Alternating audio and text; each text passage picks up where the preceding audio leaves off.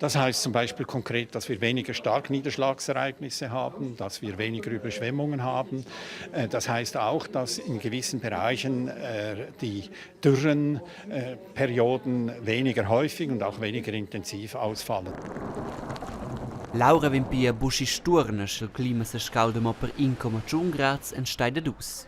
In effect hai els habitants da quei mon, per exempel els insects, bien 20% da tutti els insects il mon morissen per veder che els vessen menia caul con 2 grads da pli, ma con 1,1 grads da pli vessen mo in terz da quels menia caul.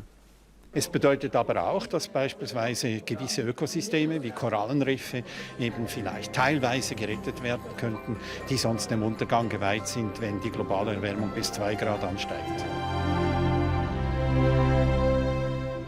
Tutin, con nie rapport mussa, nies planet samida, e con 1,1 grads picaul, e quei ha consequenze per la natura, alla fin finale e per nus questiuns sil mondo.